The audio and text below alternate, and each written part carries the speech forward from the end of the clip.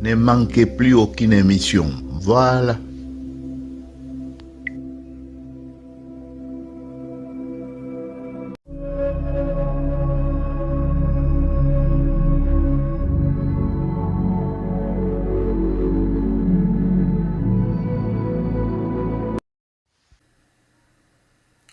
Salut à tous. Aujourd'hui, certains vont bénéficier des révélations, peut-être de grandes révélations pour certains, peut-être de petites révélations pour d'autres, mais c'est tout de même des révélations. Des révélations pour qui? Pourquoi? Eh bien, je vous annonce déjà qu'aujourd'hui, nous allons parler de Swahili. Mais quand on parle du mot Swahili, c'est un mot très vaste. Puisque les Swahili peut désigner un groupe de peuplades qui ont autrefois laissé leur empreinte en Afrique de l'Est, aux côtes de l'océan Indien, que tout le monde connaît. Mais déjà quand je parle Swahili, ou je cite le mot Swahili, la grande majorité pense à la langue. Je crois qu'il s'agit de cet aspect-là que nous allons aborder aujourd'hui. Mais je parlais des révélations. Si pour certains ce ne sont pas des révélations, alors prenez place avec vos notes, avec ce que vous connaissez, pour que vous puissiez comparer ce que moi je vais vous relater ici avec ce que vous connaissez déjà. Mais si vous êtes du côté de ceux qui vont bénéficier de révélations, alors prenez place. Asseyez-vous confortablement, prenez votre aise et écoutez ce que je vais vous raconter. Les Swahili, langue de grande expansion. C'est le titre de notre vidéo, de notre entretien d'aujourd'hui. Je vais ici me servir de texte de Joseph Tank, qui a vécu au Congo, qui a même traité aussi les sujets comme le Lingala et peut-être d'autres sujets, puisqu'il était aussi parmi ceux qui sont venus apporter leur touche à cette œuvre qu'on a appelée autrefois œuvre de civilisation, mais qu'aujourd'hui, nous voyons plus les aspects de la colonisation, d'asservissement, même si par là, par-ci, ils nous ont laissé l'empreinte aussi, puisque c'est impossible d'être au contact d'un peuple ou d'une population bien déterminée sans qu'il y ait échange. Et dans cet échange, je crois que le moyen que j'utilise aujourd'hui, la langue que j'utilise aujourd'hui, ma façon de m'habiller aujourd'hui, reflète bien ce qui est resté chez nous, ce que nous avons pu garder, et il y en a parfois qui exagèrent en singeant, c'est-à-dire peut-être que eux ont été complètement assimilés. Mais il y en a qui suivent les traces du passé pour comprendre réellement ce qui s'est passé. Je suis de ces gens-là. Et au fur et à mesure que je comprends ce qui s'est passé, en tout cas, je vais vous affirmer que ça me permet d'être fier. D'être fier de garder quelque chose de mes ancêtres de garder quelque chose qu'ils avaient, puisque ceux qui sont venus à leur rencontre, ils expliquent, ils donnent tous les éléments. Pourquoi ne pas être fier de soi, puisqu'effectivement il s'agit de soi, de moi. C'est pourquoi j'ai le droit d'être fier. Comme l'autre disait encore, je suis Kassaïen et fier de l'être. Vous le connaissez, c'est notre Benjamin. Et bien sûr, là où il est, qu'il soit salué de ma part. Voilà, vous venez d'entendre le titre. Nous allons explorer ce titre. Mais avant de l'explorer, je préfère bien sûr rentrer dans le texte comme c'est dans les habitudes, lu pour vous, puisque ça, peut-être mes yeux ont vu, puisque pour lire, il faut voir d'abord. Alors je pourrais dire lu et vu pour vous. Sans tarder, je sais que vous avez pris place. Des sujets comme ça vous intéressent beaucoup, puisque j'ai des échanges qui viennent de tous côtés. Il y a des universitaires aussi qui nous contactent pour compléter leurs éléments, soit de préparation de thèse, soit de préparation de leur... Il y en a qui nous félicitent aussi de les avoir plongés dans des sujets où ils étaient aussi... mais peut-être qu'ils n'étaient pas arrivés à avoir des éléments que nous apportons ici. Mais que chacun trouve au moins son compte, ça me fera une grande joie. Merci beaucoup. Je vous plonge maintenant dans le texte. Vous êtes déjà habitués, je vous placerai les photographies des originaux où j'ai tiré le texte que je vais lire pour que vous-même, vous pouvez peut-être directement exploiter ces éléments-là pour vos travaux, pour peut-être vos devoirs, je ne sais pas, ou pour votre enrichissement personnel. Voilà. Bonne dégustation, c'est ce que je peux vous dire.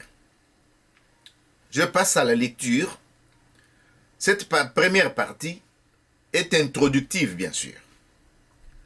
Dans toutes les colonies africaines, où les progrès de la colonisation et de la civilisation ont atteint un certain développement, tous les gouvernements coloniaux se trouvent actuellement dans la nécessité de résoudre certains problèmes linguistiques et notamment de préparer les choix d'une langue à adopter pour l'administration et l'enseignement des indigènes. J'ai voulu les textes. Je pourrais peut-être dire un mot sur indigènes, qui on appelait les indigènes. Aujourd'hui, on peut y utiliser plutôt les autochtones. Le peuple que les Européens, quand ils sont venus pour nous coloniser ou pour explorer nos territoires, ils ont utilisé ces termes-là. Je ne manquerai pas de le reprendre ici, pour vous. Je ne manquerai pas de le reprendre ici pour vous, puisque, avec quelques petites explications, nous allons nous mettre, nous tous, bien sûr, à la page. Il importe que ce choix se fasse partout à bon escient. Et dès lors que ceux qui devront le faire soient parfaitement éclairés sur l'importance et les possibilités d'expression de langues entre lesquelles ils devront choisir. Sur le principe qui doivent le guider dans ses choix, et ainsi d'attirer l'attention sur le titre que les Swahili peut avoir à devenir une des langues communes de l'Afrique noire. Oh, c'était déjà une grande prétention. Mais ici, c'est ce qui se retrouve au niveau de la colonie belge qui était en train de réfléchir. Je vous dis que ces textes sont présentés ou ont été débattus en 1944. Mais Tang, qui avait laissé ces textes qu'on est resté lire par l'Aude, donc il les avait étudiés déjà depuis les années 1917 ou quelque part, c'est-à-dire qu'il avait commencé les travaux un peu plus tôt. Vous venez d'entendre cette partie introductive qui vous parle de la prétention que pouvait avoir cette langue. Mais nous savons qu'il y a d'autres grandes langues d'expansion en Afrique, Ce qui fait que les Swahili n'ont pas pu s'imposer partout.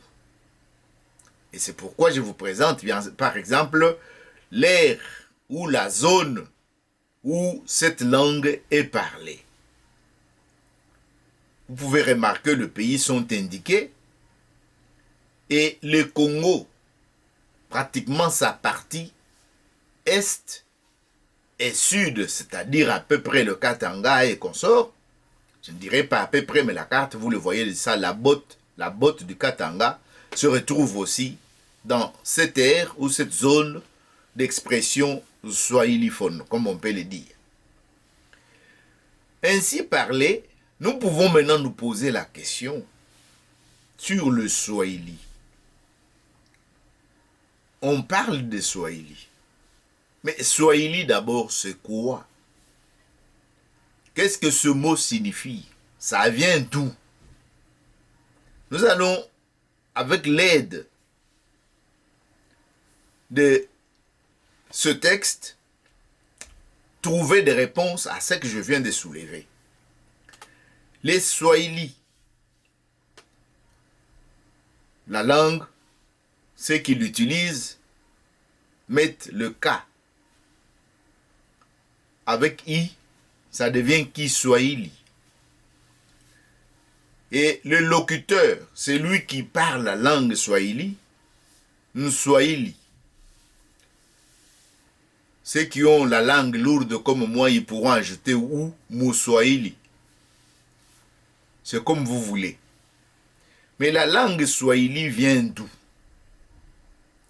Tout de suite, vous comprenez, et il y en a qui ont déjà la réponse. La langue Swahili, vous le savez bien, vient de l'arabe. C'est pratiquement aussi, je vous dirais, simple. De l'arabe, et ça tout le monde le sait. Et si ça vient de l'arabe, quel est le mot arabe qui donne racine au mot Swahili? Le mot arabe qui donne racine au mot Swahili, écoutez bien, je ne parle pas l'arabe, mais je vais m'efforcer en épelant les mots, bien sûr. Sawahili, Sawahil, Sawahil. Je crois qu'eux aussi prononcent en faisant escamoter sur la gorge là. Sahawili, Sahahili, Sawahili, Sawahili. Alors il semble que Sawahili, c'est tout simplement côte. Entendez par là toutes les zones côtières. Et quand on parle de toutes les zones côtières, ici on voit les côtes de l'océan Indien avec l'Afrique. Et il semble que ce mot singulier, ça se prononce Sehil, Sehil, Sehil, Sehil. Ça c'est en arabe. Sawahili, avec S, A, accent circonflexe, W, A, H. Chez les Arabes, je ne sais pas, c'est aspiré ou c'est simple, mais je crois, tel que j'ai déjà entendu les Arabes parler, ça peut être aspiré. Mais non, c'est suivi de I et puis de L. À la fin, il n'y a pas I. Mais les Swahili se terminent par le I, mais je crois que ça, c'est l'influence de Bantou. Comme je vais vous le dire dans la suite de traitement de ce texte. Donc, vous venez de comprendre, tout simplement, le mot Swahili vient du mot arabe Sawahili, Sawahil, qui signifie côte, au pluriel, donc plusieurs côtes, pas côte de l'homme ou de la femme, de l'être humain ou de l'animal, mais côte de zone côtière. Je crois que vous avez compris l'explication, je venais de donner tout à l'heure. On pourrait comparer ça de rive, mais je crois que rive est utilisé peut-être pour le rivière, pour le fleuve, Mais pour l'océan, on préfère parler de gens qui habitent à la côte atlantique, côte de l'océan Indien, et ainsi de suite. Et cette explication donnée, nous pouvons ajouter quelques éléments pour votre compréhension. Qui a fait que aujourd'hui, cette langue swahili puisse être ce qu'il est aujourd'hui? Je vous dirais que le swahili est le plus anciennement et le mieux connu de parler bantou. Je vous ai annoncé dans ce que je viens de situer tout à l'heure que le swahili c'est une langue bantou et non pas hamitique ni semi-hamitique. Vous comprendrez pourquoi j'ai dit ça. Mais qui est à la base de tout ça? Il y a un certain Allemand, le docteur Graff. Le docteur Graff, je veux vous présenter un carton où il y a sa photo. Et cette photo est représentée aujourd'hui, actuellement, au musée en Tanzanie. Puisque vous savez que Julius Nyerere, l'ancien président de ce pays-là, avait décidé que la langue swahili puisse être la langue nationale. Un point, un trait. Les autres langues doivent que servir la langue principale du pays. C'est qu'on n'a pas réussi, bien sûr, jusqu'à présent, à faire au Congo. Peut-être que ça viendra. Mais les conditions du Congo, nous allons le voir. C'est pourquoi ce texte ici est présenté. Et nous pourrions parler de chaque langue qui interviendra après, bien sûr. C'est en cela que vous allez comprendre ce qui se passe. Donc, quand on parle de Swahili,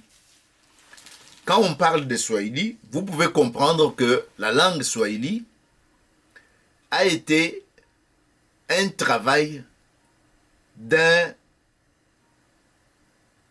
docteur en linguistique.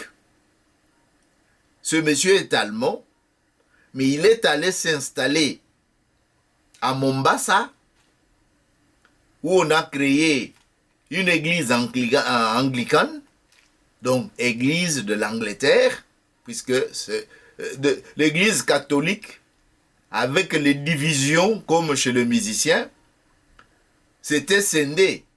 Je crois que ceux qui ont étudié l'histoire savent bien qu'il y a un roi qui voulait divorcer, mais l'église catholique ne permettait pas ça. Alors, ces sujets lui ont dit, ou bien ses conseillers lui ont dit, mais tu es roi, tu peux devenir toi-même le pape, ou bien le responsable de l'église de l'Angleterre, et en ce moment-là, ça peut te permettre de te remarier ou d'épouser une autre personne, puisque c'est toi qui es au-dessus. C'est pour vous dire, je n'ai pas encore entamé les sujets sur la religion, mais notez tous ces points, ça contribue déjà au sujet que nous allons traiter sur les religions. Maintenant, l'église anglicane a pu embaucher ou donner les possibilités à M. Graff, c'est-à-dire quand j'ai dit M.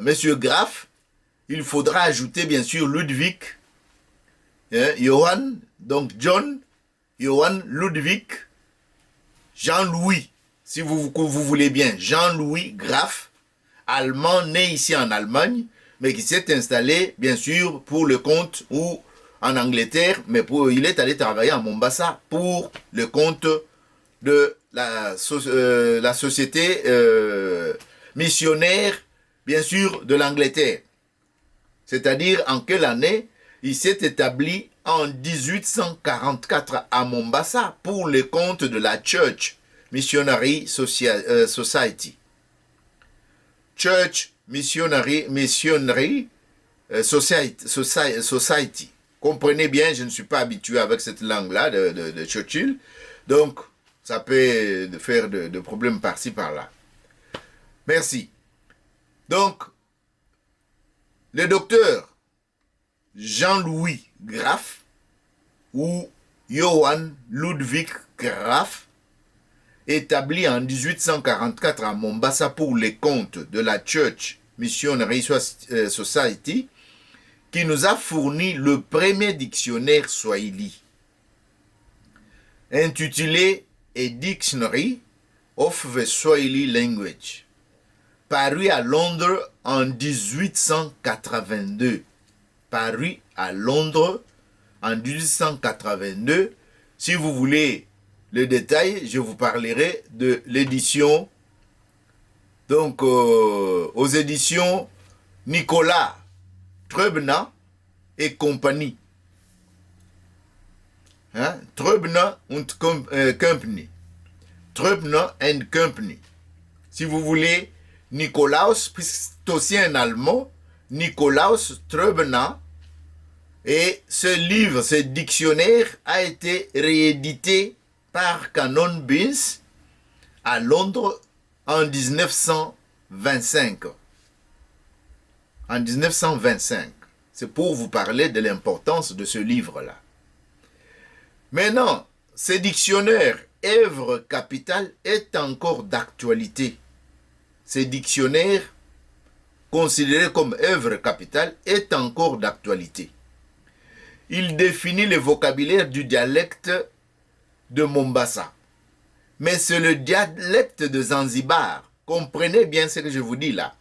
Mais c'est le dialecte de Zanzibar, les Kiungudia, dont est sortie la langue commune, qui a subséquemment surtout fait l'objet d'études et de recherches. Ainsi, cette précision donnée, vous allez comprendre le rôle aussi des Kiungudia, des Zanzibar. Et je vais vous faire de révélations dans cette vidéo. Quand je parlais de révélations, ça fait partie. Puisque je pourrais vous poser la question, quel est le vrai nom? Les noms des autochtones qu'ils donnaient à Zanzibar. Combien peuvent me donner la réponse? Combien connaissent cette réponse-là? Je vous laisse le devoir à la fin de la vidéo ou dans le cours de cette émission. Je pourrai vous révéler le vrai nom indigène, c'est-à-dire les noms des autochtones, les noms qu'ils donnaient à cette île-là, Zanzibar. Puisque c'est ces noms-là qui est aussi les noms de leur langue. Je vous ai donné déjà l'indice. Mais rentrons à ce que nous avons commencé à aborder. Nous parlions de la langue swahili. Maintenant, vous avez tous les aspects de la langue et vous connaissez qui est à la base de l'amplification de cette langue-là. Mais c'est sorti de combien de langues? Il s'agit en réalité d'un groupe de dialectes. Donc, le Swahili est parti d'un groupe de dialectes. Les uns plus importants que les autres, ayant chacun ses traits particuliers et dont les principaux sont. Donc, aujourd'hui, vous êtes content de parler Swahili. Vous êtes nombreux à parler cette langue. Mais c'est parti de dialectes.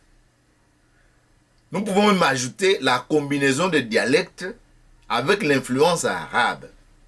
Et on a parlé de l'expansion de cette langue. Toutes les langues qui ont connu l'expansion, on va vous donner les raisons pour lesquelles les langues prennent de l'expansion. Ou je vais vous les donner en disant ceci. C'est soit les guerres. Je vous ai parlé de l'attitude expansionniste de Rwandais ou de Tutsi rwandais.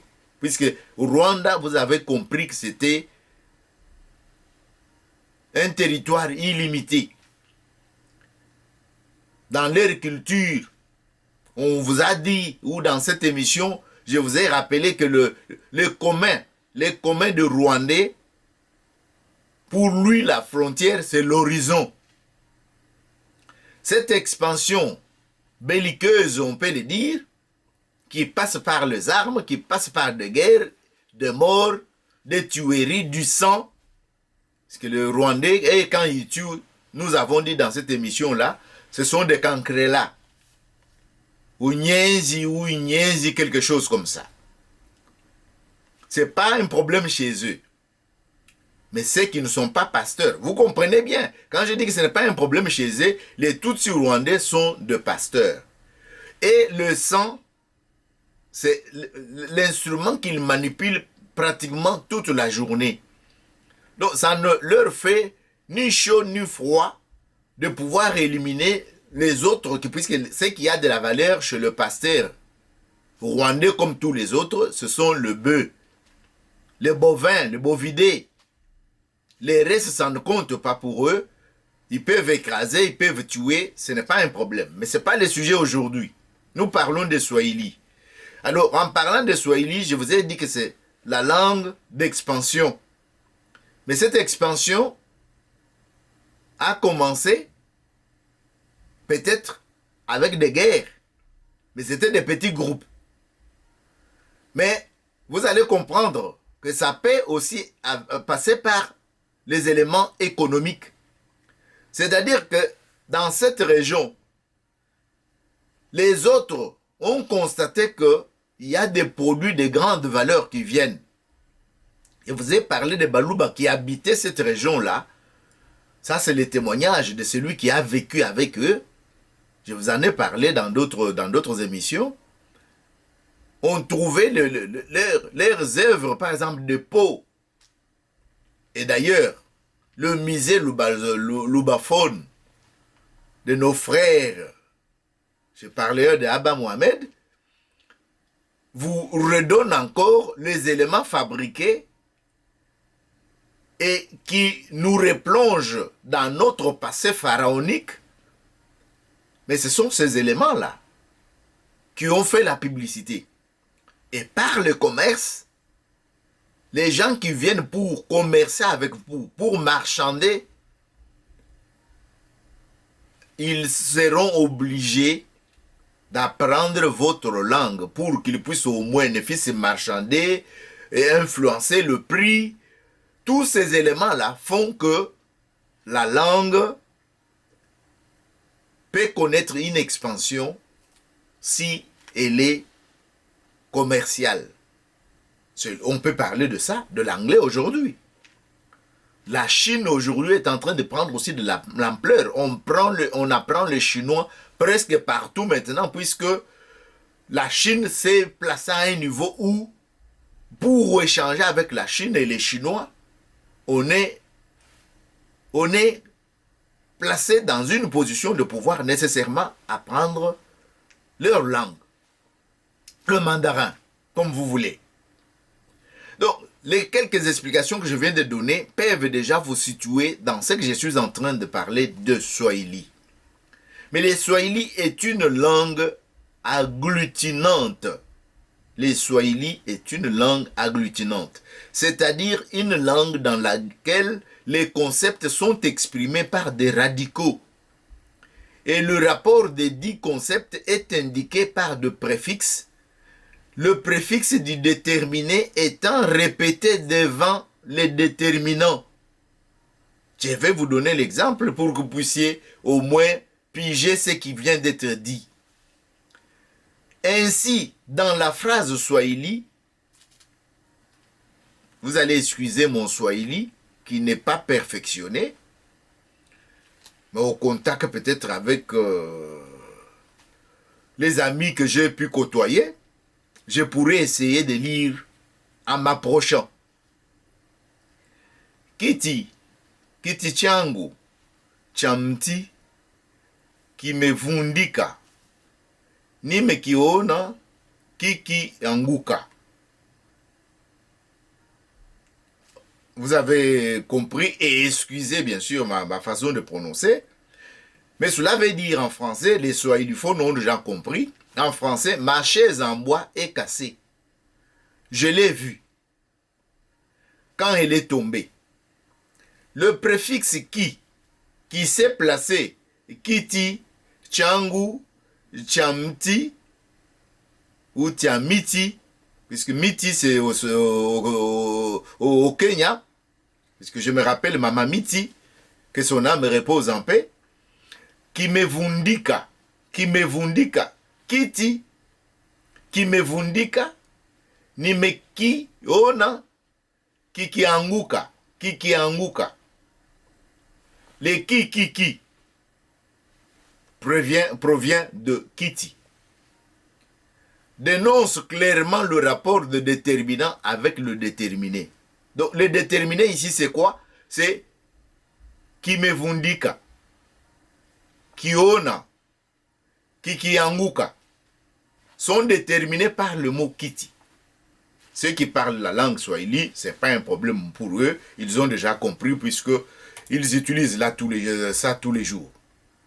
Les swahili appartiennent à la famille des langues bantou. Donc, les swahili appartiennent à la famille de langues bantou. Ce n'est pas discutable. Cette famille comprend les langues de l'Afrique subéquatoriale. Donc, après l'équateur, on trouve plus. Peut-être qu'il y a quelques-uns qui quelques îlots qui sont restés au-delà de l'équateur, mais cette famille comprend les langues de l'Afrique subéquatoriale, à l'exception du groupe Hottentote Bushman. Hottentote Bushman, qu'on peut trouver au Botswana, en Afrique du Sud, et quelque part peut-être perdu quelque part aussi. Mais je cite là où je connais une grande majorité et où j'ai été aussi d'ailleurs. Donc, à l'exception du groupe Hottentote, Bushman, Khoisan, qu'on appelle aussi Khoisan, dans le sud et de quelques enclaves hamitiques. Donc, à l'exception de quelques enclaves, donc après l'équateur, à l'exception de quelques enclaves hamitiques. Hamitique, ici, vous comprenez, c'est les Hima, ou Hima. Donc, le Rwandais, le Tutsi, et les Tutsi Ougandais, ou Burundais. Donc, toutes ces personnes-là. Mais ici, les quelques îlots qu'on indique ici, en dessous ou bien au-delà de l'équateur, au sud de l'équateur, donc c'est le Maasai, les Sandawe. Le Maasai et puis les Sandawe. Il y a aussi les Nilotiques, les Luo, les Nilo, Kavirondo et Testera. Donc, quand on dit Testera, à vous d'ajouter, vous qui connaissez d'autres éléments que vous pouvez bien sûr compléter. Donc, en dehors de ce groupe, dans le nord-est de cette aire de dispersion, au nord, le domaine bantou est séparé du domaine sémito-hamitique par d'innombrables idiomes appelés communément soudanais et par les langues nilotiques. Donc, au nord de l'équateur, ce sont les groupes qu'on vient de vous citer ici, sémito-hamitiques. Donc, sémites, vous connaissez que les juifs sont appelés les sémites. Et quand on dit sémito-hamitique, c'est pratiquement tous les groupes qui sont venus longtemps après, en s'étant mélangés avec les Asiatiques et consorts, puisque les Juifs sont aussi asiatiques. Donc, vous pouvez comprendre pourquoi on utilise tous ces termes, au lieu que vous puissiez rester étranger dans tout ça. Voilà, vous venez là d'apprendre quelques éléments concernant cette langue qui est très riche, qui est parlée par une grande communauté. Je vous ai donné l'aire ou la zone où la langue est parlée, mais je vous ai dit qu'il y a révélation. Première révélation que je vous ai donnée, c'est la signification même de la langue swahili qui provient de Sawali. Sawali. Et on vous a dit que au singulier, Sawali signifie Sahil, Sahil, Sahil. Donc, singulier, Sahil, pluriel, Sawal.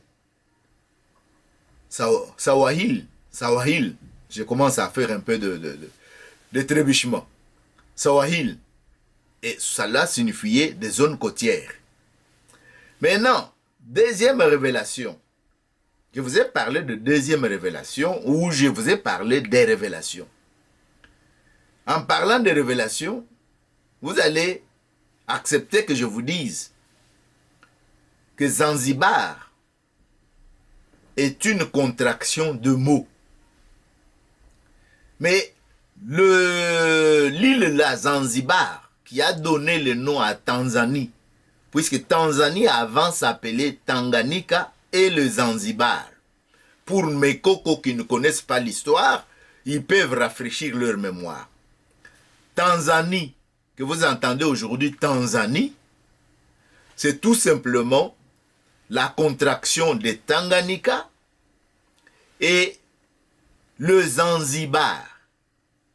C'est ça qui a donné le pays qu'on appelle aujourd'hui Tanzanie.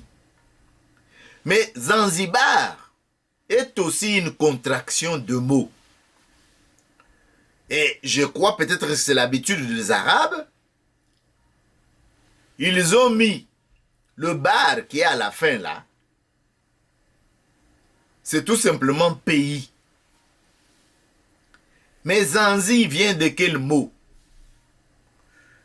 Zanzi, si vous voulez, Zanzibar, puisque c'est ce qu'on dit. Si on met trait d'union, on dira Zanzi, trait d'union, bar. Je viens de vous expliquer que bar signifie pays en arabo-persan. Donc les Arabes de Golfe Persique ou le persan comme on les appelle. Dans cette langue-là, bar signifie tout simplement pays. Alors, ce qui veut dire que cette contraction Zanzibar signifierait pays de Zanzi. Pays de Zanzi. Mais le mot Zanzi vient de quel mot? Je crois que vous êtes maintenant impatient à entendre ce que je veux vous dire.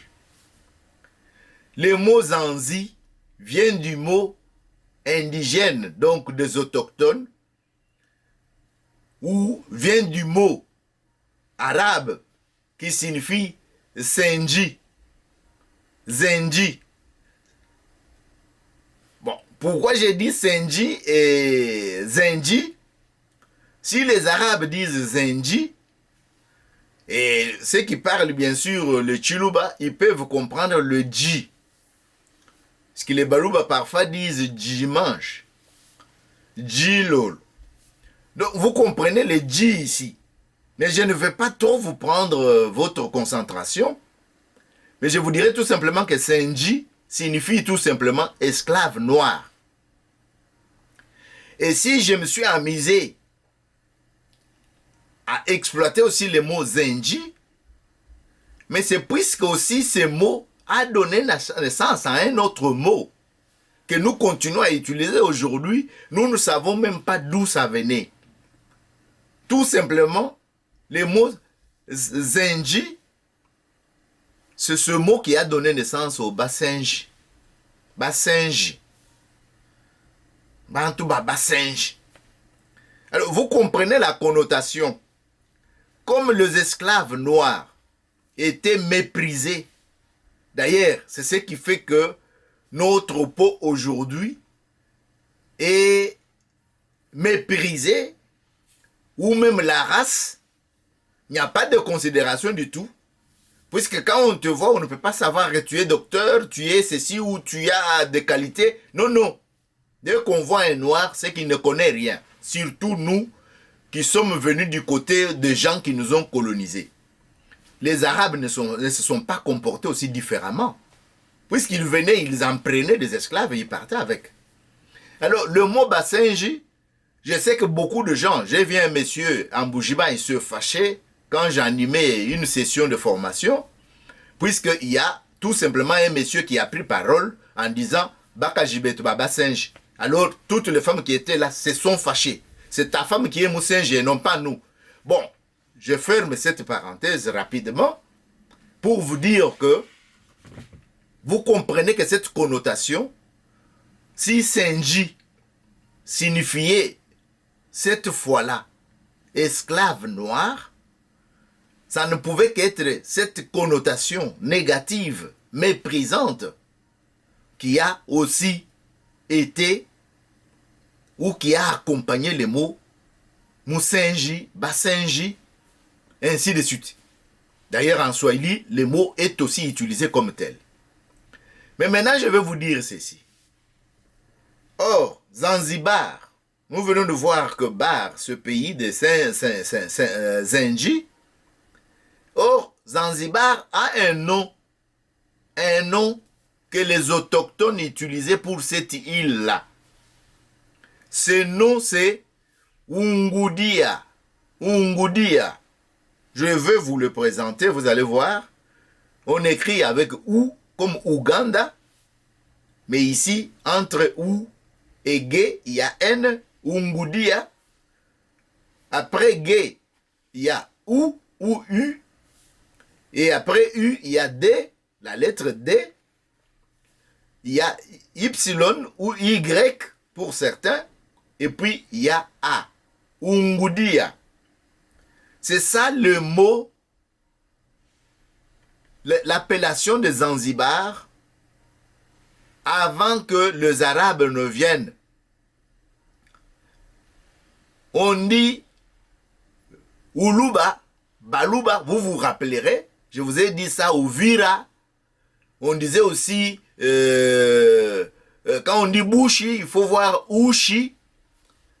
Et il y a tout un tas, Ouganda, Urundi, je vous avais déjà parlé dans mes autres émissions, auxquelles vous pouvez bien sûr recourir pour retrouver ces racines, la combinaison de ceci et comment les langues étaient utilisées en ce moment-là. Et Ungudia, la langue qu'il parle, est appelée Kiungudia. Kiungudia.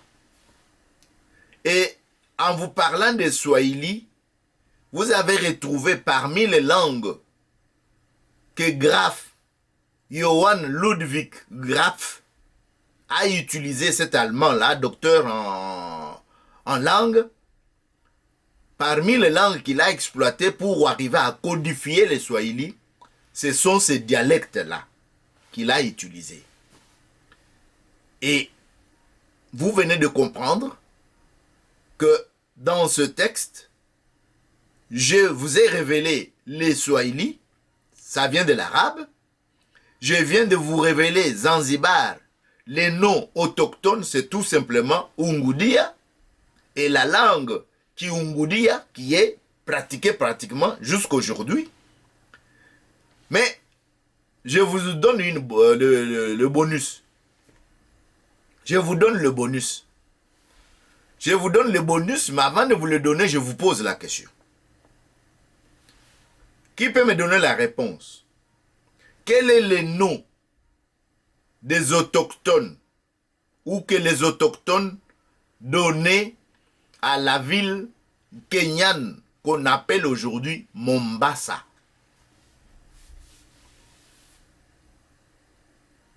On appelle Mombasa.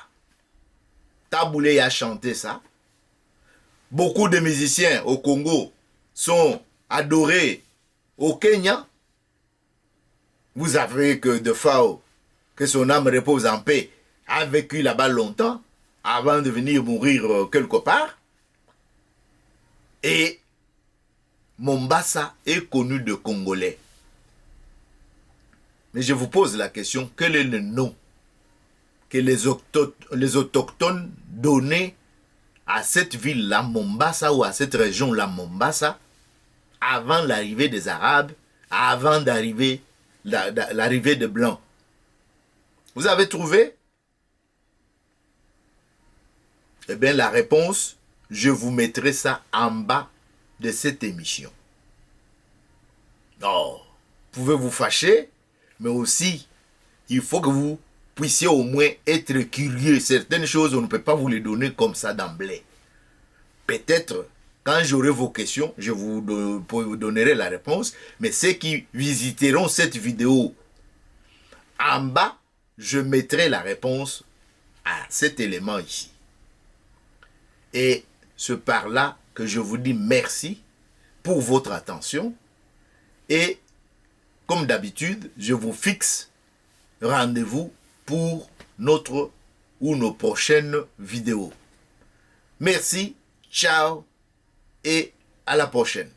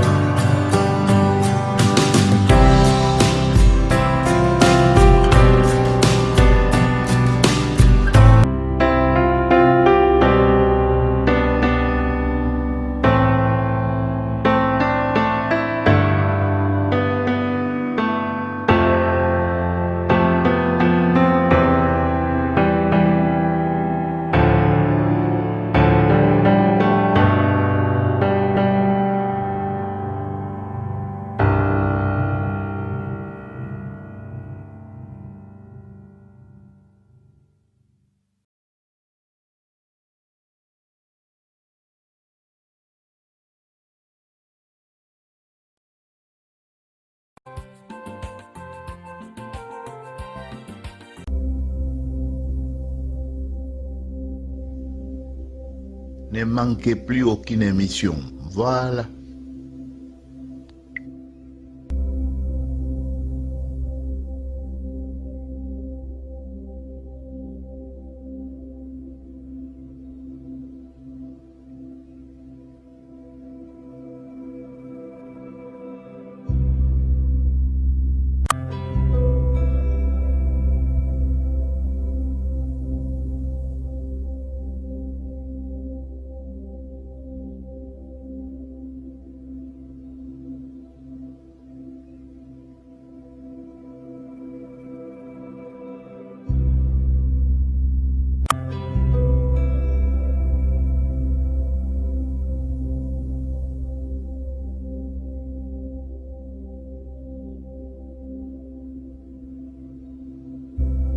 Top Chronique TV, votre chaîne préférée.